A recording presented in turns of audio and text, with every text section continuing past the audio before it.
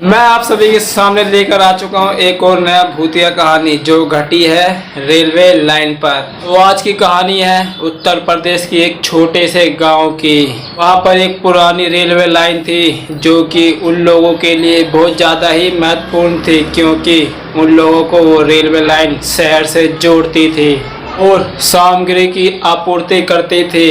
उस railway line की एक और विशेषता थी जो कि रात को भूतों की बस्ती बन जाया करती थी और लोग वहां पर रात को नहीं जाते थे। उस रेलवे लाइन की एक पुरानी कहावत है, लोगों का कहना है कि जब भी कोई व्यक्ति रात को उस लाइन पर जाता है तो वापस लौटकर वो गांव की ओर नहीं आ पाता है और उसकी बॉडी भी कहीं नहीं मिलती, पता नहीं कहाँ लापता हो जाती है। उस रेलवे लाइन पर कई प्रकार के घटनाओं के आत्माएं हुआ करते थे। अब जो भी व्यक्ति उस रेलवे लाइन पर अकेला पहुंचता या अकेला पकड़ा जाता, वो सभी आत्माएं अपनी संघर्ष की कहानियों का उन्हें साक्षी बनाते थे।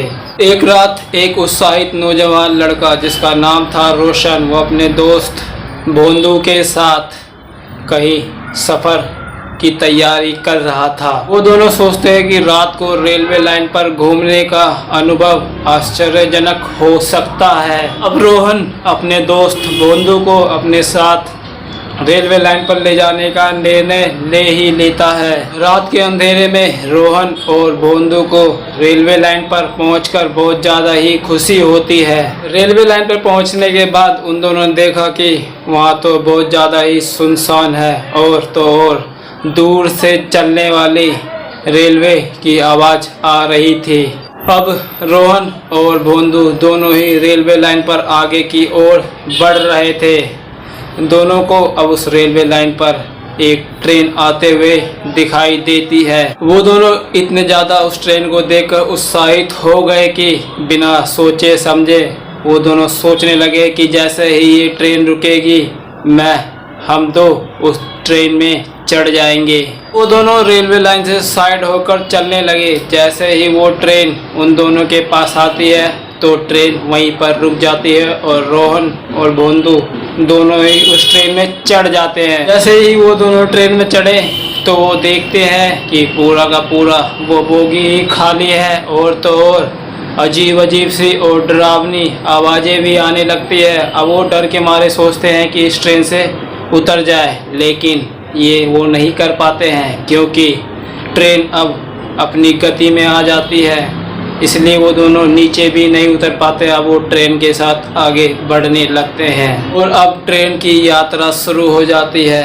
अब रोहन और भोंदू दोनों के दोनों अद्भुत दृश्य का सामना कर रहे होते हैं। उन्होंने देखा कि अंधेरे में रेलवे लाइन पर बिना सिर वाले आदमी चल रहे होते हैं। अभी अचानक ट्रेन की खिड़की में एक अद्भुत रोशनी फैल जाती है और कई बार वो दोनों कुछ ऐसा भी महसूस कर रहे थे कि उन्हें छूकर कोई यहाँ से जा रहा है और वो दोनों तो बहुत ज़्यादा ही डर जाते हैं। जैसे जैसे ट्रेन आगे बढ़ती गई उन दोनों के दिल की धड़कनें और ज़्यादा बढ़ने लगी थी। रोहन ट्रेन के दरवाजे पर खड़े होकर ज़ोर ज़ोर से चिल्ला रहा था, लेकिन उसकी मदद के लिए कोई भी नहीं आ रहे थे। और तो और रोहन ने पीछे मुड़कर देखा तो उसने देखा कि उसका दोस्त भोंदू वो तो एक कोने में डरा हुआ और सहमा हुआ है। अब धीरे धीरे ट्रेन की रफ्तार बढ़ती गई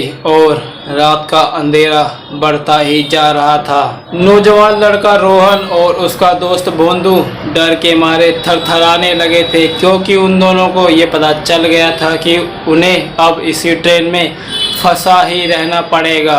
अब अचानक से उस ट्रेन की रफ्तार धीमी हो जाती है और अंधेरे में एक खंडर रेलवे स्टेशन पर वो रुक जाती है। अब वो दोनों थोड़ा सा अच्छा महसूस करते हैं। रोहन और भोंदू दोनों जल्दी से नीचे उतर जाते हैं उस ट्रेन से। जैसे ही उन दोनों ने अपना पाँव उस खंडर रेलवे स्टेशन पर रखा वो ट्रेन अचानक से चल पड़ती है। जो जब से अजीब अजीब सी आवाज़ें आ रही थी वो आवाज़ें आना भी बंद हो जाती है। नौजवान लड़का रोहन और उसका दोस्त भोंदू वो दोनों आपस में एक दूसरे को देखते ही रह गए, क्योंकि इतना विचित्र और अद्भुत घटना उन दोनों के साथ हुआ ही था।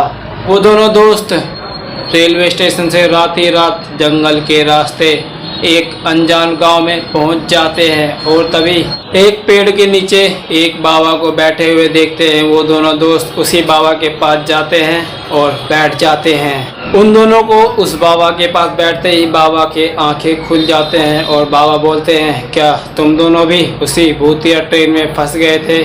तभी रोहन और भोंदू बोलते हैं, हाँ बाबा, हम भी उसी ट्रेन में फंस गए थे, लेकिन हमारी जान बच गई। अभी वो बाबा बोलते हैं, तुम्हारी जान बची नहीं है, ये जो तुमने गले में माला पहन रखा है इसकी वजह से तुम दोनों की जान बची है, वरना तुम भी आज मारे जाते और उस रेलवे लाइन पर रात को भूत बनकर भटक रहे होते। बोलते हैं, चलो अब तुम्हारी जान बच गई है, तुम अपने घर जा सकते हो। और वो दोनों अपने गांव चले जाते हैं। गांव जाने के बाद वो अपनी ये वाली कहानी सभी गांव वालों के सामने साझा करते हैं। इनके बाद से उस गांव के लोग और वो दोनों ही दोस्त उस रेलवे लाइन पर रात को तो क्या दिन को भी कभी नहीं जाते और उस गांव वाले ने उस रेलवे लाइन को भूतिया घोषित कर दिए हैं और तो और वो गांव वाले कभी भी उस रेलवे लाइन पर नहीं जाते। तो जब भी वो गांव वाले उस रेलवे लाइन पर जाते हैं तो वो 20-25 लोगों का ग्रुप बनाकर सुबह सुबह रोशनी में ही जाते हैं और अपना सामान लेकर वापस आ जाते हैं। अकेले में तो कोई भी वहाँ नहीं जाता है। तो इस कहानी में मैंने दो नाम का इस्तेमाल कर लिया है, जिसका असली नाम था रोशन। मैंने रोशन की जगह पर रोहन का इस्तेमाल कर लिया है। तो आप सब इस कहानी का इंटरेस्ट ले सकते हैं। और ये कहानी आपको कैसा लगा कमेंट में ज़रूर बताना और वीडियो को लाइक, चैनल को सब्सक्राइब ज़रूर करके जाना। तो मिलते हैं अगली कहानी में, जब तक के लिए बाय बाय।